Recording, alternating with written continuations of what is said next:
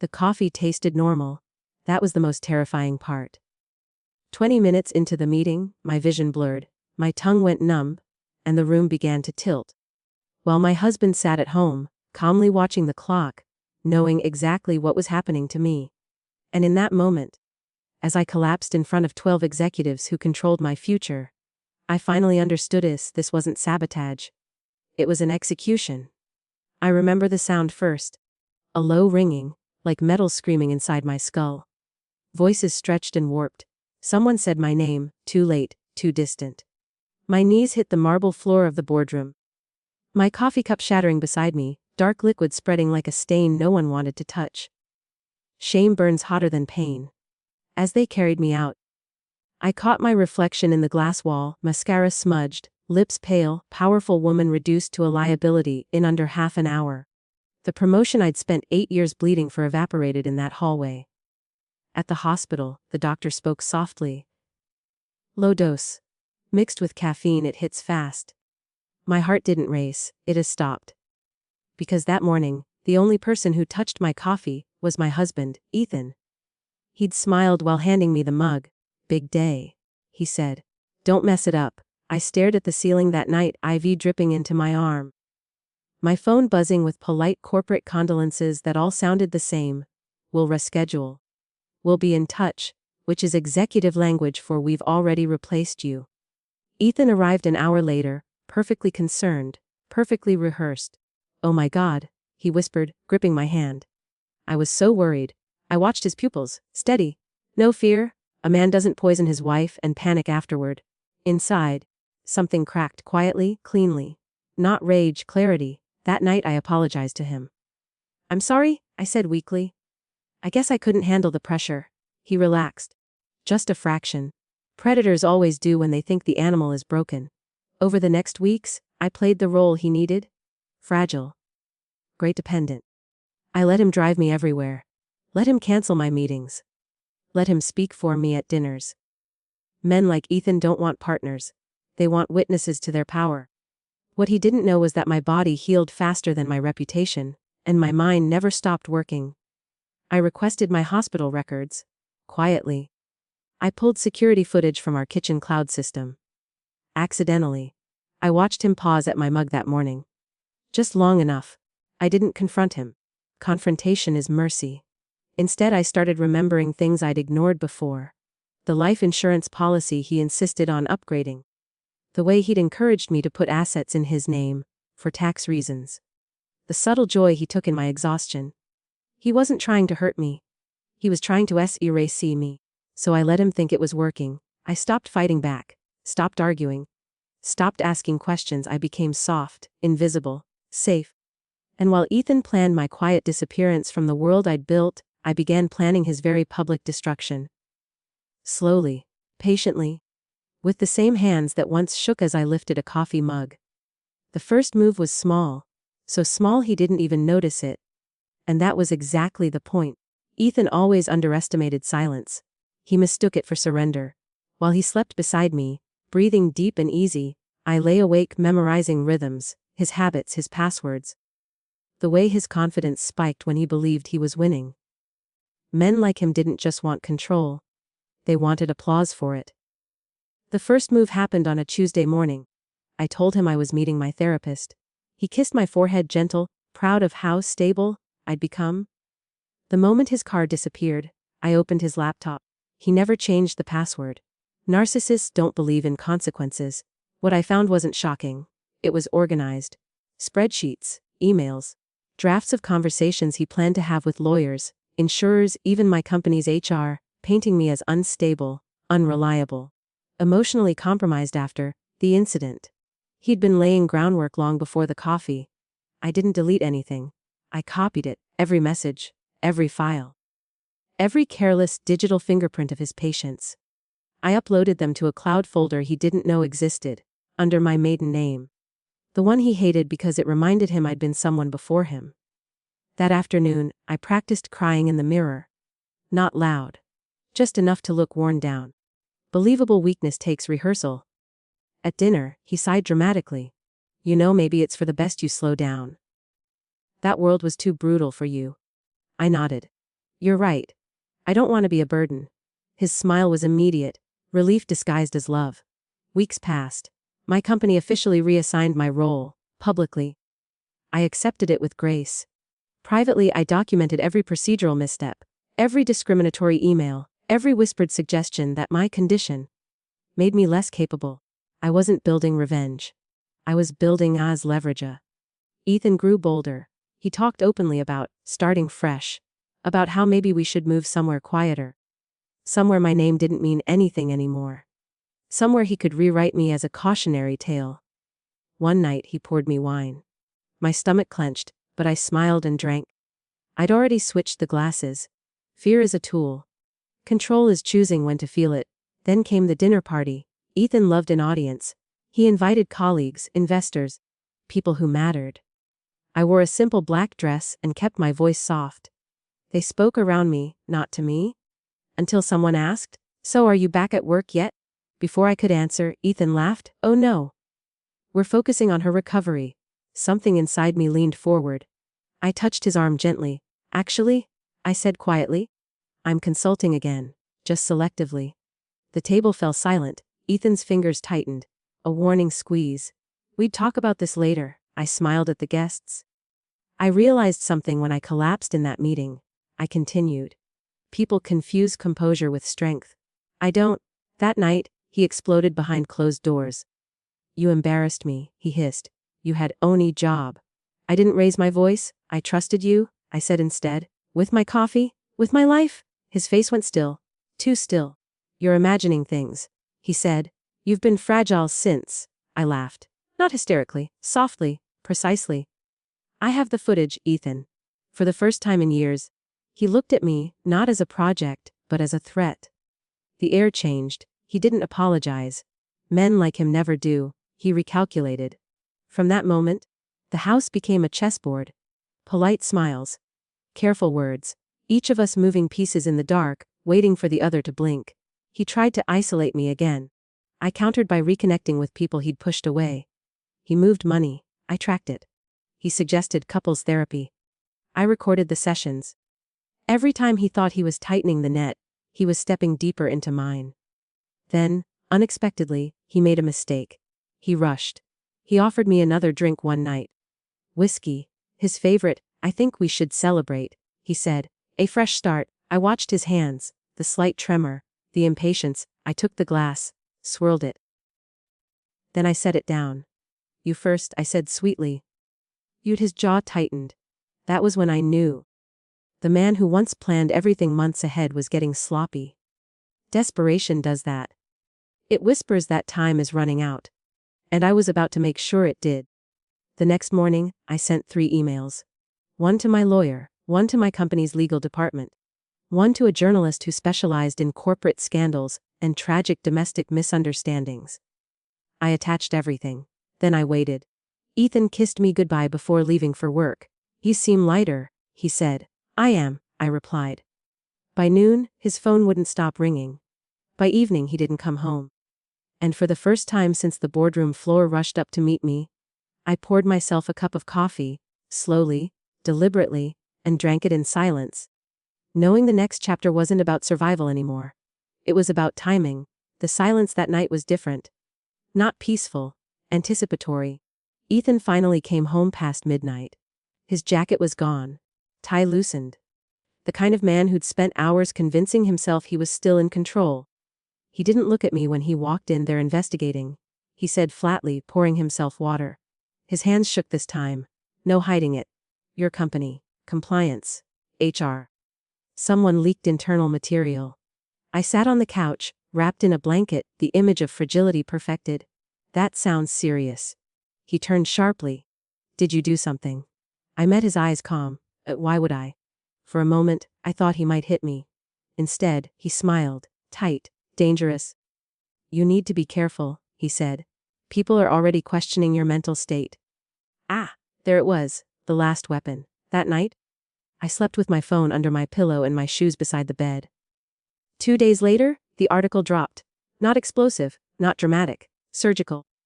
A rising executive's sudden collapse raises questions about corporate ethics, workplace bias, and a troubling domestic narrative.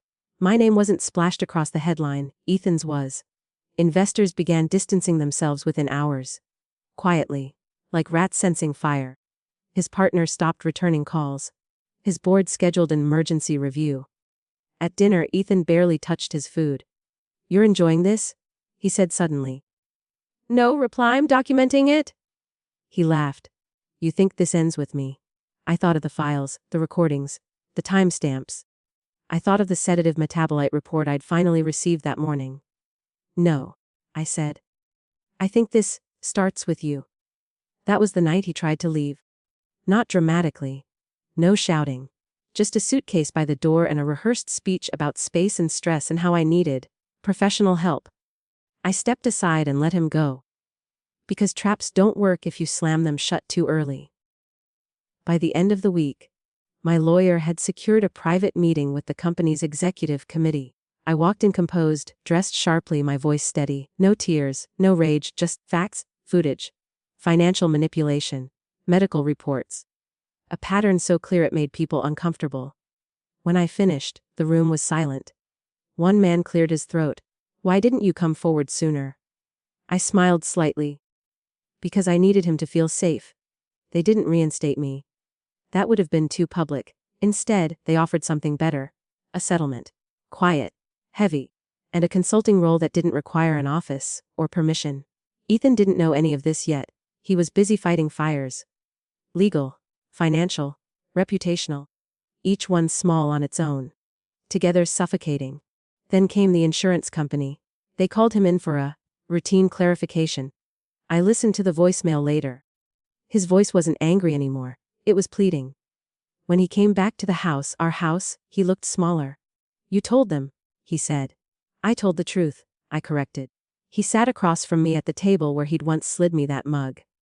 The memory hovered between us. "You can't prove intent," he said weakly. I leaned forward. "You taught me something, Ethan. Intent doesn't matter when the outcome is irreversible." He reached for my hand. I pulled away. That night, he slept in the guest room. Days later, the charges came. Not attempted murder, something quieter. Poisoning fraud. Coercive control. Enough to ruin him without making him a martyr. He was arrested on a Thursday morning. I watched from the window as they put him in the car. He looked back once. Confused. Betrayed. I didn't attend the hearing. I sent my lawyer instead. I was busy, I had a meeting. This one went differently. No coffee on the table, just water, clear, honest. As I spoke, I felt it, the weight shifting. Power returning. Not loud. When it was over, one woman shook my hand and said, "I'm glad you survived." I thought of the kitchen. The mug, the smile. "I didn't," I replied. "I adapted." That evening, I returned home to an empty house. Ethan's things were gone. His absence felt like fresh air after years underground. I made myself dinner, sat alone, calm.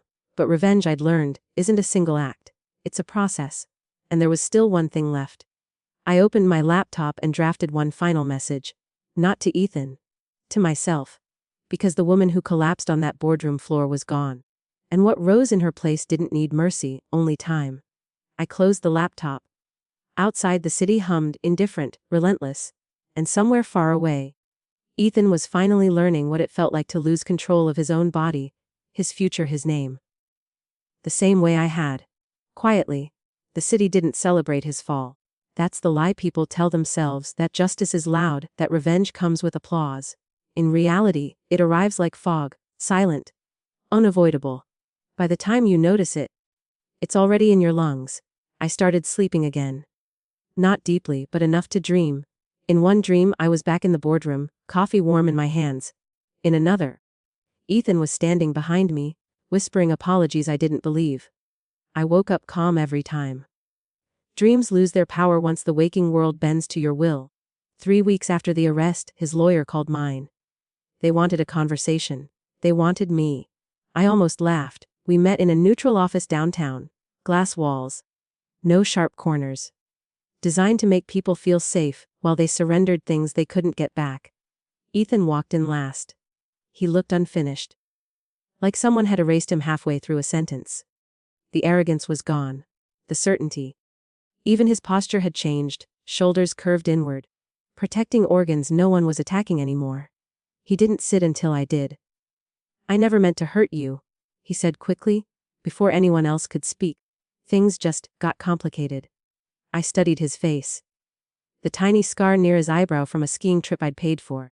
The mouth that once told me I was too ambitious to be loved. "You planned," I said calmly. "Spreadsheets don't appear by accident." His lawyer cleared his throat. "We're hoping to resolve this privately," he said. "Without further escalation." Escalation. Such a gentle word for what Ethan had tried to do. "You already escalated," I replied.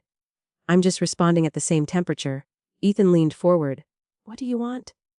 The room went still. I didn't answer right away. Not because I didn't know, but because watching him wait was part of the payment. "I want my name back," I said finally. "Every asset transferred under coercion returned. I want you to publicly correct the narrative you created. And I want a confession.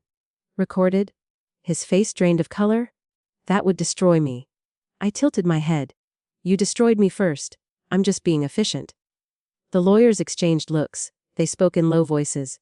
Numbers were mentioned, conditions, timelines. Ethan stared at the table. When he finally looked up, his eyes were wet. "I loved you." I stood. Love doesn't poison. I left before he could say anything else. The confession came 2 days later. Not dramatic, no tears. Just Ethan seated. Admitting to poor judgment, controlling behavior, and actions taken without consent that resulted in harm. Carefully worded. Legally approved. But truth has a way of leaking through cracks. The video never went viral. It didn't need to. The people who mattered saw it. Banks froze accounts. Partners withdrew. Invitations stopped arriving. He became radioactive, not infamous enough to be interesting, not innocent enough to ignore. I moved out of the house the following week. Not because I couldn't stay, but because staying would have meant he still occupied space in my future. I chose a high rise with floor to ceiling windows and no shared walls. Light poured in from every direction. For the first time in years, nothing felt closed in. One morning, as I drank coffee on the balcony, my phone buzzed. Unknown number. I answered. "I'm sorry," Ethan said. "No introduction, no pleasantries. I think about that day every night," he continued. "About the meeting, about the coffee. I didn't think." "I know," I interrupted. "You thought you were smarter." Silence. "I lost everything," he whispered. I closed my eyes, letting the wind brush my face. "No," I said. "You lost me." Everything else followed. I hung up and blocked the number. That afternoon, I received an email from the journalist who'd first published the article. She wanted a follow-up, a profile, a chance to tell my side. I declined. Some stories don't need narrators, they need witnesses. Instead, I focused on work. Consulting turned into influence. Influence into authority. Quiet authority, the kind that doesn't announce itself. People started asking my opinion before making decisions. Startups asked for guidance. Boards asked for discretion. I became someone you called when you wanted outcomes, not attention. And still I waited. Because deep down, I knew Ethan wasn't finished unraveling. Men like him don't disappear quietly, they rot loudly, even if no one's watching. The call came late one night. My lawyer. "He violated the agreement," she said. "Reached out to one of your former colleagues. Tried to imply you manipulated the situation." I smiled. "Is that so?" "Yes." "We can pursue further action." "No," I said.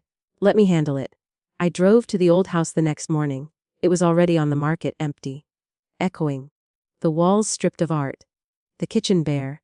I stood where the coffee machine used to be. Memory is a strange thing. It doesn't shout. It waits. I took out my phone and sent one final message. To Ethan. "You always wanted the last word. So here it is. I didn't destroy you. I just stopped protecting you from yourself." I blocked him again. As I walked out, I realized something unexpected. I wasn't angry anymore. Anger burns fuel. I'd moved past needing it. What remained was sharper, colder, clear. And somewhere in the city, a man who once believed he could decide when I lived or disappeared was learning a truth far more painful than prison or scandal. I no longer thought about him at all. He didn't come with sirens. It came with a headline no one shared. Ki farmerichi ki ivy. Fo ndu en responsivi en eprt mien. Neno fa u pla suspect stress. No name in bold, no photo worth printing. I read it once. Then I closed the tab. They said it was stress, complications. A body that finally refused to carry the weight of its own lies.